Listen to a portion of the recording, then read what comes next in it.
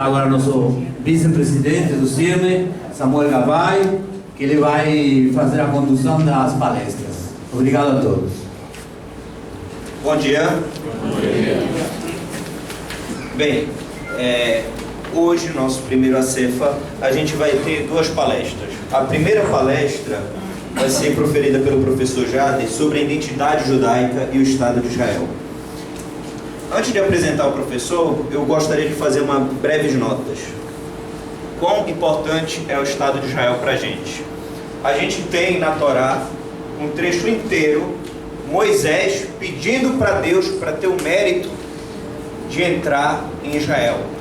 O maior tzadikim de nossa geração, de todas as gerações que existiu na terra, ele não teve o mérito de entrar em Israel, e era tudo o que ele pedia a Deus. Tamanha a nossa ligação, o quão importante Israel é para a gente. O importante, por causa dessa ligação, é que nunca deixou de haver judeus em Israel. E mesmo com todas as perseguições na área, ali sempre foi a nossa casa e o nosso refúgio. Durante a Inquisição, fugimos, grande parte, para Israel. Durante os pogroms russos, fugimos para onde? Para Israel. Antes do Holocausto, Lei de Nuremberg, tentamos fugir para onde? Para Israel. Por que Israel? Porque lá é onde a gente se sente seguro. A gente se sente seguro em casa. E lá é a nossa casa. E por fim, antes de apresentar o professor, eu queria só contar uma história que me marcou muito, que foi quando eu fui em Tel Aviv, no local que foi declarada a independência do Estado de Israel em 48, e em meio à declaração de independência do Ben Gurion, você podia escutar as bombas caindo do primeiro ataque que Israel sofreu. Israel é um país que é sempre atacado, não começa nenhuma agressão. E após esse ataque, depois da declaração de independência, foi executado Hakitva, nosso hino, que se chama Esperança. O nosso hino é anterior à criação do Estado. Isso é algo único no mundo, que fala da esperança da gente ter um Estado de Israel. E depois disso, todo mundo documentando, tinha uma senhora respeitosa, em lágrimas, em prantos, num momento de felicidade, mas ela expressava muita tristeza. E foram perguntar para ela por que ela estava chorando tanto, porque ela estava tão triste, e ela respondeu: pena que esse Estado custou 6 milhões de vidas. O mundo só nos deu o direito legítimo a Israel porque o mundo estipou 6 milhões dos nossos. Essa senhora, para quem não conhece a história, foi a segunda mulher a presidir um país no mundo, a liderar um país no mundo, foi Golda Meir, certo? E para falar sobre a identidade judaica e o Estado de Israel com mais propriedade, temos aqui o professor Jader. Ele já foi professor de História do Colégio Israelita de Pernambuco por mais de 10 anos. Ele é assessor pedagógico do Arquivo Histórico Judaico lá em Pernambuco também, que é bem desenvolvido. Ele representa, em regra, a comunidade de Pernambuco em todos os eventos ligados ao judaísmo, a Hasbará, a defesa do Estado de Israel, a contar a história do conflito árabe-israelense. Ele é conselheiro também da Secretaria Municipal de Igualdade Racial, tá certo? E ele também fez vários cursos na Mahon Lemadrei, lá em Israel, sobre a identidade judaica, sobre o conflito, sobre tudo. Então é uma pessoa com mais alto gabarito para vir aqui falar para a gente. Em nome de todo o Centro Israelita do Rio Grande do Norte, eu agradeço a gentil presença dele, que se dispôs a vir aqui, estar conosco e nos passar um pouco do seu conhecimento, tá certo? Professor Jader, por favor.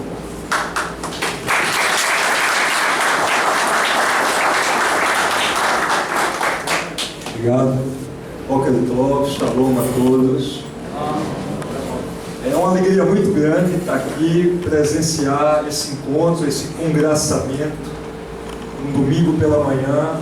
Natal para mim tem um certo significado, porque a minha família materna Meus avós, quando saíram da Europa Oriental, da Bessarábia, eles aportaram aqui em Natal. Minha mãe nasceu aqui em Natal, passou sua infância, adolescência, toda a família dela, depois seguiu o caminho para Recife.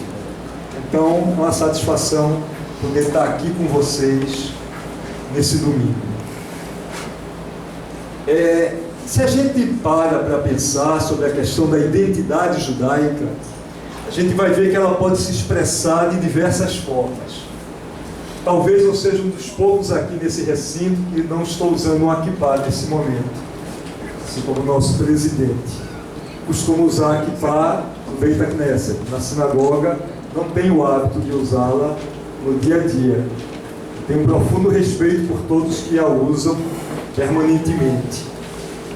O judaísmo, ele é visto por muitos como uma religião, e ele é uma religião. A religião judaica ela é muito clara, ela tem seus princípios, seus dogmas, mas o judaísmo, ele tem um conceito que extrapola o de ser apenas uma religião.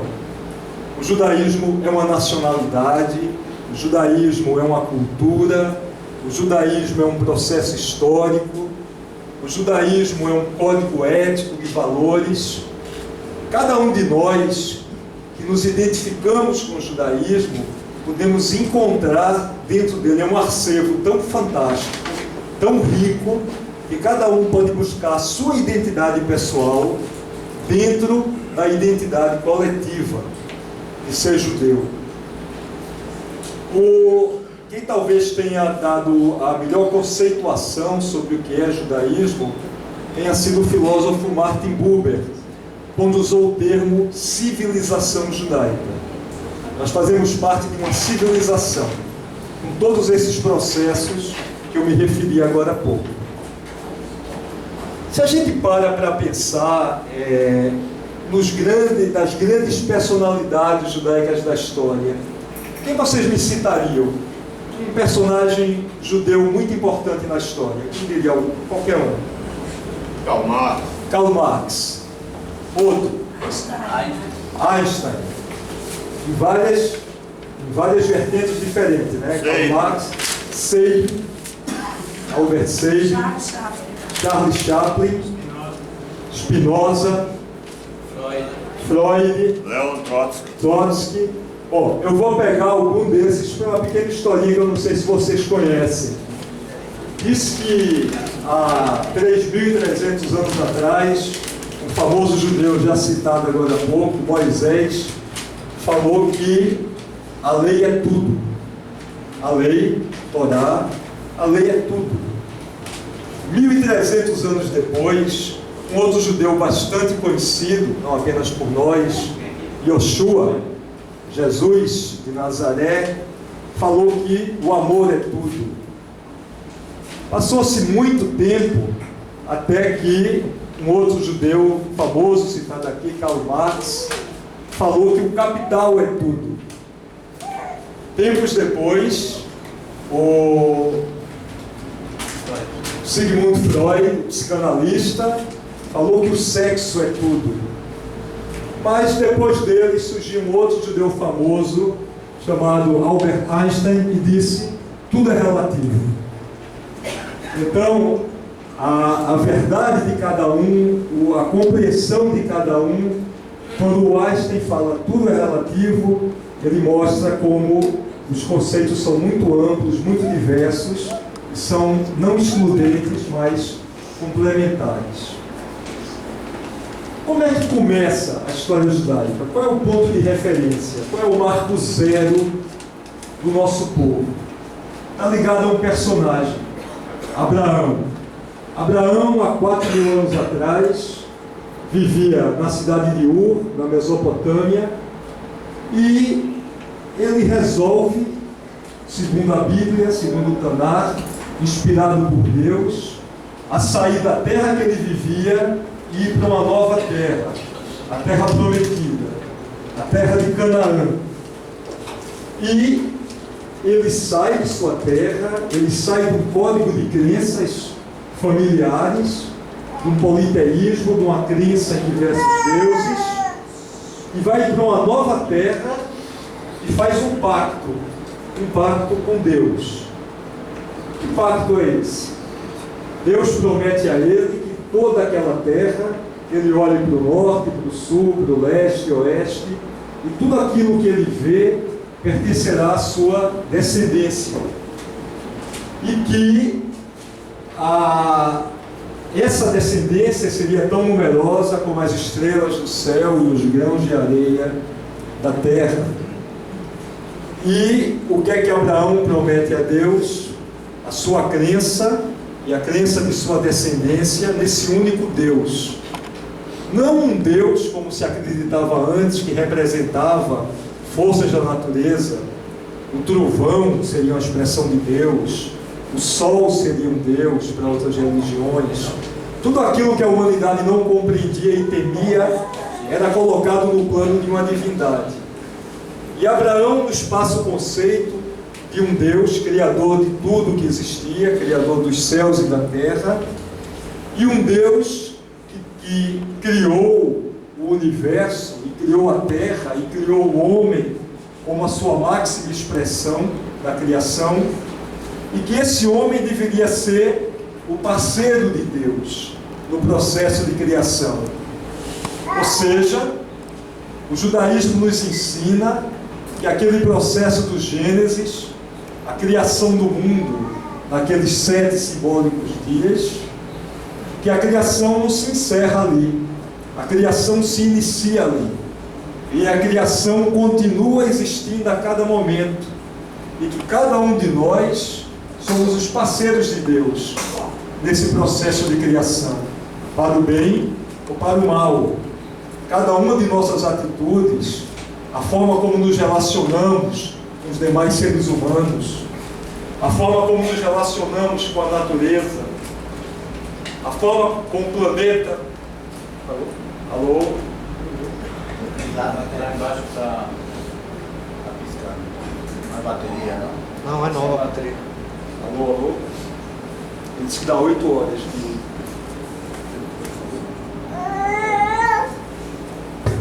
Agora toca. Voltou.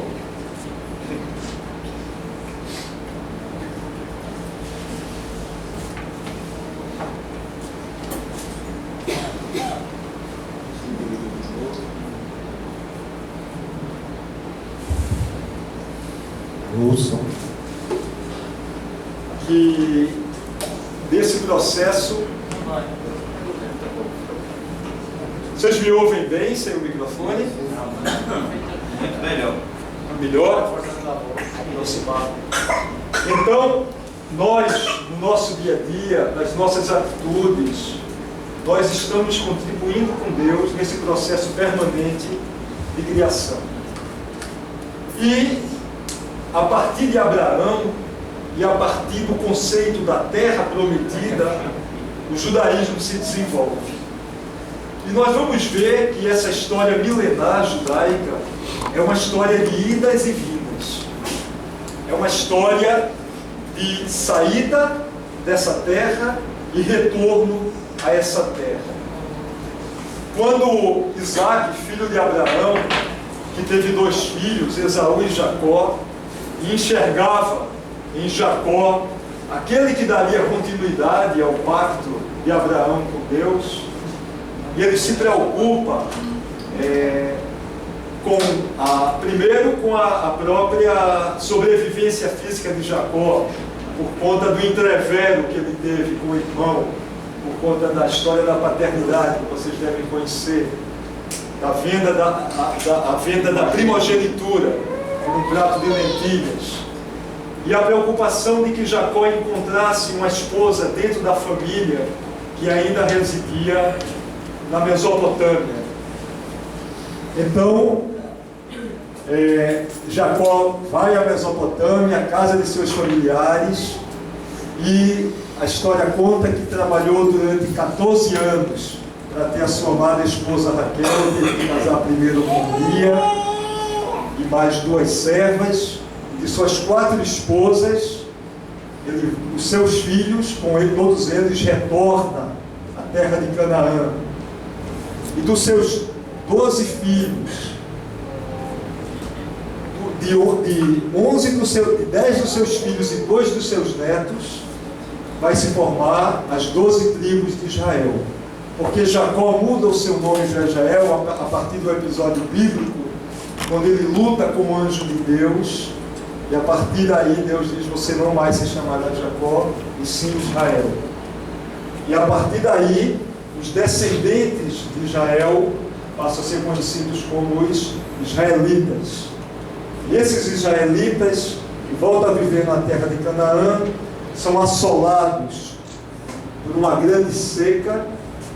Tem todo o episódio da história dos irmãos, que José era um sonhador, um visionário, era mal visto por seus irmãos, e José termina sendo vendido como escravo da terra do Egito, e José, por sua inspiração divina, termina saindo de um simples servo, de um prisioneiro, e vem a se tornar, a partir da interpretação dos sonhos do faraó, o homem mais importante do Egito depois do faraó, e termina por sua família toda, na época de seca, de busca de alimentos, migrando para o Egito, e os filhos de Israel se instalam no Egito por várias gerações, até que a mudança de uma dinastia egípcia faz com que os israelitas sejam escravizados, passem por todas as agruras da escravidão, até que surge o episódio da figura histórica de Moisés, como instrumento de Deus para a libertação do seu povo.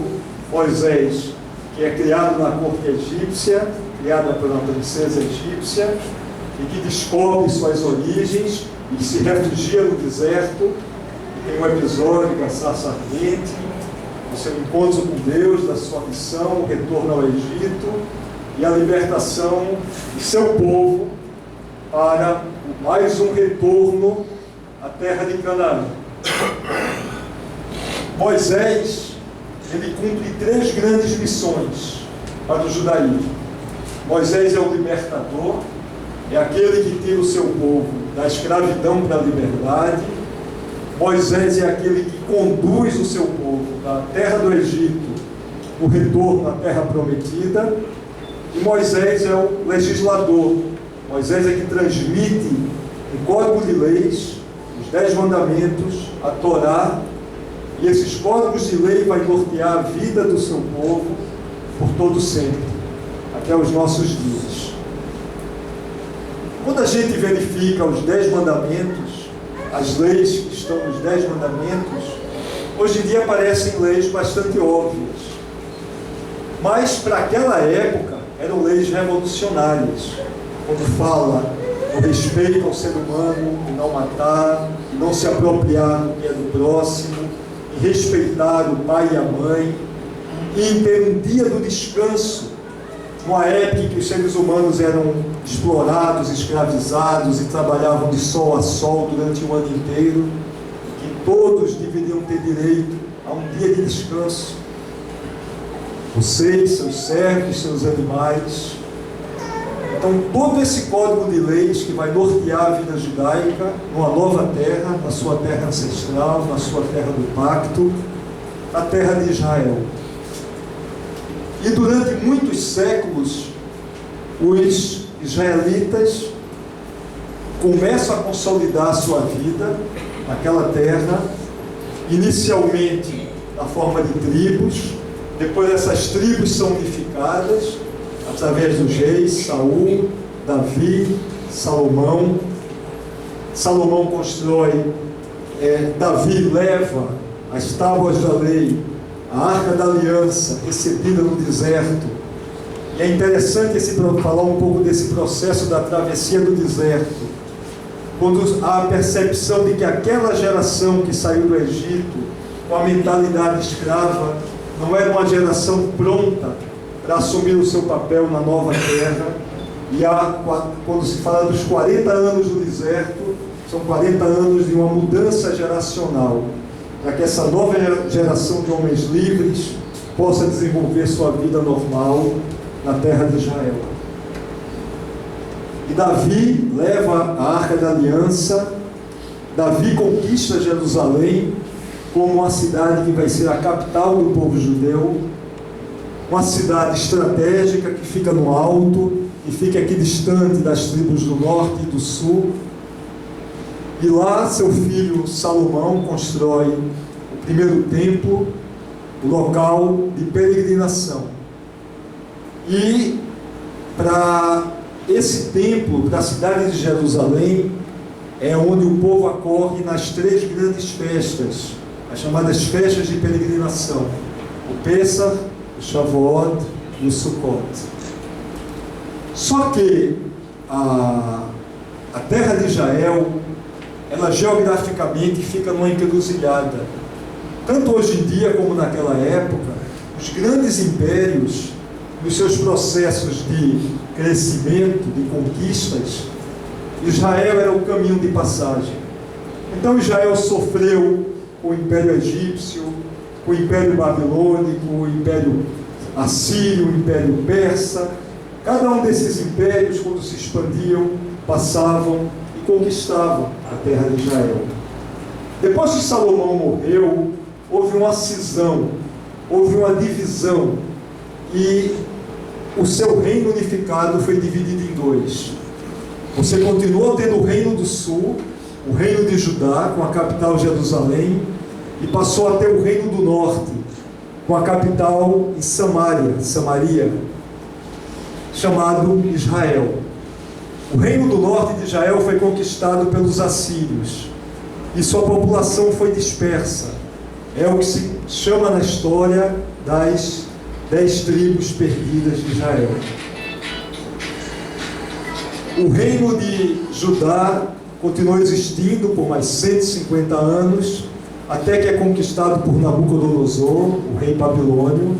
O templo é destruído e o povo é levado para a Babilônia. Uma parte, a elite desse povo, uma grande parte da população de Judá, vai para a Babilônia. E lá na Babilônia, se sentindo órfãos, se sentindo distantes de sua terra, você tem até aquela citação bíblica, o Salmo que fala: junto aos rios da Babilônia, nos sentávamos e chorávamos ao relembrar Sião. E fala: se um dia eu me esquecer de ti, Jerusalém, que seque minha mão direita, que minha língua fique presa ao céu da boca. Se algum dia eu não te preferir, a maior das minhas alegrias. E durou pouco o exílio da Babilônia. Com o declínio do Império Babilônico, conquistado por Ciro, rei dos persas, Ciro permite a todos os povos que cada um retorne ao seu lar de origem. E uma parte do povo, aí já começamos a falar em povo judeu, judeus, aqueles que viviam no reino do sul, de Judá, que era a tribo de Judá e a tribo de Benjamim.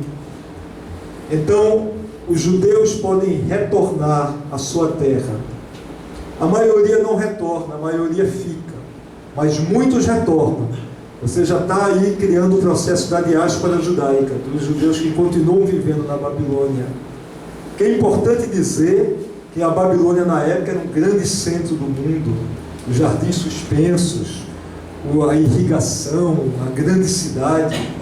Era um país muito mais próspero, muito mais desenvolvido, e muitos se seduziram por essa vida na Babilônia, mas muitos voltaram, o templo é reconstruído, a vida é retomada sob o controle do Império Persa, até que vem um novo grande império, o Império Macedônico, Alexandre o Grande, que conquista toda aquela região. E após a morte de Alexandre, o seu grande reino, o Império Macedônico, é dividido entre seus generais. E aquela região inicialmente fica sob o controle do general Ptolomeu, o Império Ptolomaico, que tinha sua capital em Alexandria, no Egito, e depois pelo Império Seleucida, do general Seleuco, cuja capital era em Antioquia, onde hoje em dia é a Síria. E a gente vai conhecer aquele episódio da revolta dos Macabeus contra o domínio Seleucida. Matitial e seus filhos, que lutam contra o domínio. O pessoal fala grego, na verdade não é grego, é o domínio do Império Seleucida, que utilizava a cultura helenística, que era a cultura grega mesclada com as culturas orientais, que queria ser imposta a todos os povos. E os judeus se sentiam afrontados, tendo sua cultura sendo sublimada, sendo abaixada, em detrimento à imposição da cultura grega. E há uma vitória dos macabeus, a retomada de Jerusalém, a purificação do templo, que dá origem à festa de Hanukkah, no famoso milagre de Hanukkah, de que a chama que devia durar apenas um dia, o azeite purificado que eles tinham, dura os 8 dias, que permite que até que um novo azeite seja confeccionado. E finalmente há desculpa, eu estou correndo aí 2000 anos em 10 minutos para a gente poder ter uma perspectiva, até que finalmente o último grande império da humanidade, o Império Romano, conquista aquela região, e a partir do domínio romano o templo é destruído, o segundo templo, aquele templo que tinha sido inclusive ampliado por Herodes. Herodes era, na verdade, a família dele não era judia de origem, eles eram um povo, os idumeus convertidos. É um episódio até curioso, o judaísmo normalmente é vítima do proselitismo religioso, mas naquele momento os judeus haviam convertido os idumeus, ou edomitas, que biblicamente seriam os descendentes de Esaú, irmão de Jacó. E o Herodes era um idumeu convertido à religião judaica, mas que se torna um títere na mão dos romanos, e é um rei cruel, responsável pela morte de muitos judeus, ele a serviço dos romanos, mas ele ampliou o templo de Jerusalém, inclusive construindo o que hoje é um dos poucos resquícios do templo, o Muro das Lamentações, o Kotel Amaravi, que circundava o templo e que é o nosso grande objeto de recordação do templo sagrado de Jerusalém. E a partir dos romanos se dá a grande diáspora judaica. Mas como foi citado aqui, nunca deixou de haver presença judaica em Eretz Israel. Mesmo durante os 2000 anos de diáspora, os judeus continuaram sempre tendo presença, mesmo que minoritária. E durante todos esses 2000 anos, a terra de Israel, ora fez parte do Império Romano, ora fez parte do Império Bizantino, que é sucedânea do Império Romano do Oriente, após a divisão. Depois foi conquistado um certo período pelos persas, foi conquistado depois pelos árabes, a invasão árabe a partir de Maomé, no século VII. Depois é conquistado pelos turcos otomanos durante 400 anos, faz parte do Império Otomano, até que na Primeira Guerra Mundial é conquistado na repartição que a Inglaterra e a França fazem do espólio do Império Turco Otomano, passa a fazer parte do mandato britânico, o mandato britânico da Palestina. Todo esse processo histórico, durante todo esse tempo, os judeus que tinham aquela ligação histórica, umbilical com aquela terra, a terra de Israel, a terra para a qual Abraão emigrou, a terra para a qual Jacó retornou, a terra que Moisés conduziu o seu povo, a terra que, durante inúmeros momentos de perseguição, os judeus buscavam seu retorno para esse local. Ano a ano diziam, Bashaná, Baab, Yerushalayim, e no ano que vem, em Jerusalém, sempre aquele sonho da restauração de sua vida naquela terra. Os judeus vivendo fora, distante de Israel, de Sion, de Jerusalém, eles não perderam a sua característica, a sua unidade como povo, a sua unidade religiosa, seu código de valores e suas crenças. Onde quer que os judeus vivessem, e a história da diáspora é uma história de sucessão de perseguições e discriminações, seja na Idade Média, seja na Europa cristã, expulsos da Inglaterra, expulsos da França, expulsos da Alemanha, os Ashkenazim, seja na Península Ibérica, onde os judeus que durante alguns séculos conseguiram, sob domínio árabe e muçulmano, ter uma boa convivência entre árabes, judeus, cristãos, mas que depois passa a sofrer todo um processo de perseguições, em que muitos judeus são obrigados a abdicar de sua fé judaica e assumir o cristianismo, que é um processo muito conhecido de vocês, passa a ser chamados de cristãos novos, e aqueles cristãos novos,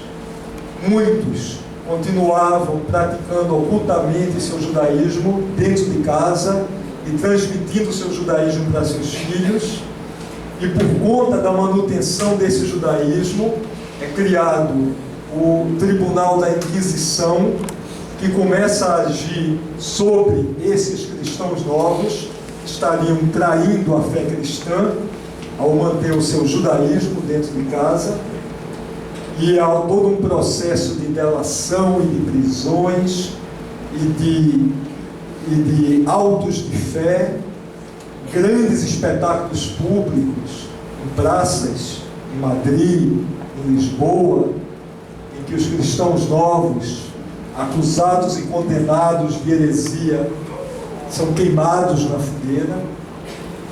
Processo esse que durou séculos e do qual muitos dos judeus, que inclusive migraram da Península Ibérica para o Brasil, que nessa nova terra mantinham também o seu judaísmo oculto, e quando viam os visitadores da Inquisição e descobriam essas práticas judaicas, tem aqui o pessoal da Paraíba, né? E tem as famosas histórias de Branca Dias, né? Que foi imortalizada na peça O Santo Inquérito de Dias Gomes, que cita todo esse processo. E quantos cristãos novos, judeus, na intimidade do seu lar, são levados a Portugal e condenados pelo Tribunal da Inquisição. Todo esse processo aqui no Brasil teve um curto período de liberdade, né? Quando a Companhia das Índias Ocidentais, dos holandeses, porque entre aqueles judeus expulsos de Espanha, de Portugal, eles passam a procurar novos locais de residência pelo mundo. No Império Turco Otomano, na Holanda, no Novo Mundo. E quando a Holanda era, num dado momento, o grande, possuía a maior marinha mercante do mundo, não militar, mercante, e o açúcar era a grande riqueza, o grande produto de exportação da época. E o Brasil se torna um grande produtor de açúcar. E a Holanda, que já fazia o comércio, quer ter o controle das fontes produtoras de açúcar. E conquista algumas cidades do litoral do Nordeste. Inicia, tenta Salvador, depois conquista o Recife.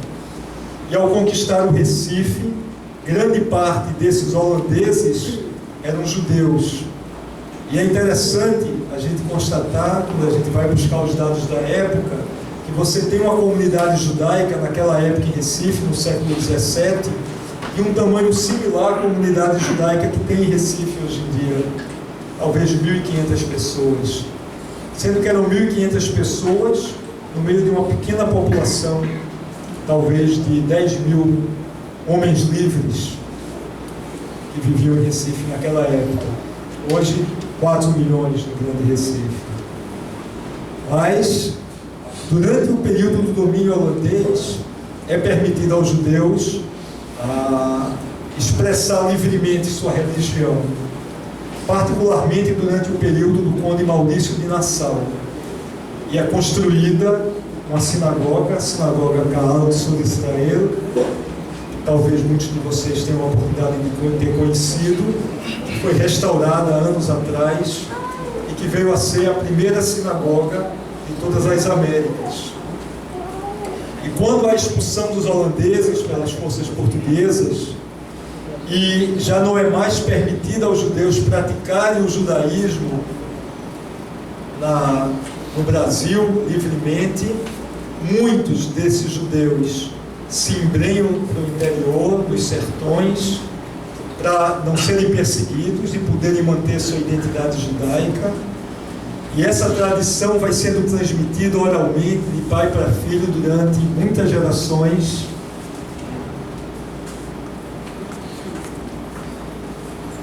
Até chegar em nossa época, tantos de vocês poderem descobrir, resgatar uma ancestralidade secular e uma identidade judaica. Tantos e tantos brasileiros que são descendentes daqueles judeus, daqueles cristãos novos, daqueles que não abdicaram da sua fé, da sua identidade, e heroicamente procuraram transmiti-la geração após geração, chegando ao momento em que muitos praticavam certos rituais, mas não tinham mais como ter consciência do que aquilo representava. São muitos processos históricos, porque a história judaica, diferentemente da história de tantos outros povos, que teve ligada ao longo de toda a sua existência a um território, os judeus, ao perder o seu território, tiveram que continuar construindo a sua história durante as mais diversas épocas, dos mais diferentes lugares. Então nós temos a história dos judeus do Brasil, a história dos judeus da Polônia, a história dos judeus da Espanha, a história dos judeus dos Marrocos, cada história com suas características próprias, cada história desenvolvendo uma cultura, uma culinária, uma arte de forma distinta, mas nas mais diversas comunidades, em toda a diversidade judaica que cada comunidade desenvolveu, continuou se mantendo fatores de unidade que uniam os judeus onde quer que eles estivessem. Os valores do judaísmo, a ética judaica, a crença no Deus único, valores de solidariedade, da tzedakah. Os judeus que durante muito tempo eram proibidos de possuir terra, que sabia que vivia num lugar e a qualquer momento ele podia perder aquela sua propriedade, podia perder aquilo que ele possuía. Então, o judeu passou a compreender que ele tinha que estar preparado para a qualquer momento abandonar a sua vida num lugar e reconstruir a sua vida em outro lugar. E o que é que você pode levar de um lugar para outro? O que é que você pode ter? Duas coisas: dinheiro em espécie, alguma forma de meio de compra que você possa utilizar em outro local. E daí porque o judeu, durante muito tempo, cumpriu um papel que a igreja condenava aos seus fiéis, de ser intermediário financeiro, de ser coletor de impostos, de iniciar uma incipiente atividade bancária na Idade Média. E mais importante do que isso, o judeu sabia de que aquilo que ele aprendia, o conhecimento adquirido, aquele conhecimento não se perde. Ele continua, ele leva junto com ele para onde ele fosse. Ele transmite para os seus filhos. E seus filhos transmitem para os seus netos. E esse conhecimento permitiu ao judeu não só manter a sua identidade, como permitiu ao judeu desenvolver as mais diversas habilidades para conseguir continuar sobrevivendo no mundo hostil. Muito se comenta por que o judeu às vezes se destaca tanto. Por que existem judeus que se destacam em profissões liberais, no comércio, na arte, professores, músicos, os mais diversos ofícios humanos? Por que é que há tantos prêmios Nobel entre os judeus, se os judeus representam uma parcela tão ínfima da população mundial? Teria um judeu um G especial que o diferencia dos outros? Porque o antissemitismo, o processo de discriminação judaica, em dados momentos cita o judeu como uma raça inferior. Em dados momentos quer citar o judeu como uma raça superior. O judeu não é superior, nem é inferior. O judeu é um ser humano igual a qualquer outro ser humano. Mas os judeus possuem um processo histórico que explica por que é que ele dá um valor especial à educação, ao conhecimento. Na antiguidade, quando a religião era um monopólio de uma casta sacerdotal, as mais diversas religiões que existiam era do conhecimento de uma casta, e a população em geral não tinha esse conhecimento e dependia dos seus sacerdotes. O judaísmo considerava de que todo judeu deveria saber ler, teria que ler por si próprio a Torá, o Tanar, de uma forma geral, ler, conhecer, interpretar. Então, no mundo que era analfabeto, que as pessoas não sabiam ler e escrever, os judeus sabiam, por um motivo religioso, porque a religião judaica preconizava a importância de que todos pudessem conhecer o texto sagrado.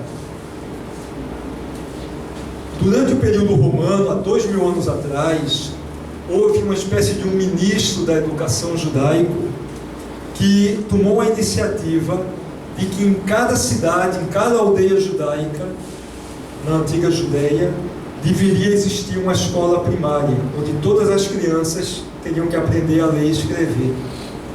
Vocês sabem em que outro momento da história houve um processo similar? Em que país surgiu uma lei similar a essa? No século XIX, nos Estados Unidos. Uma lei que obrigava, que dizia que toda criança tinha o direito a aprender a ler e escrever. Isso aconteceu há 2000 anos atrás na Judeia. Então, essa importância de adquirir a cultura, o conhecimento, de ter acesso a isso, é um legado fundamental do judaísmo. E isso permitiu aos judeus se manter e transmitir seu legado através das gerações. Vocês sabem que um pai e uma mãe judia, ele é capaz de abdicar de qualquer coisa, ele é capaz de passar por qualquer necessidade, fazer qualquer tipo de economia, às vezes até na sua própria alimentação, mas ele vai procurar dar a melhor educação possível a seus filhos. Isso não é algo que se aprende em uma ou duas gerações, isso é um legado que se traz ao longo da história. E existe uma outra coisa, na minha opinião, muito importante. Por que é que o judeu tem esse apreço e o judeu teve essa capacidade de desenvolver o conhecimento? Porque desde Abraão, vocês devem conhecer o episódio de Sodoma e Gomorra, quando Deus diz a Abraão: existem duas cidades que vivem no pecado, eu vou destruir essas cidades, as cidades de Sodoma e Amora, Sodoma e Gomorra. E Abraão, um simples homem diante de Deus, resolve inquirir Deus.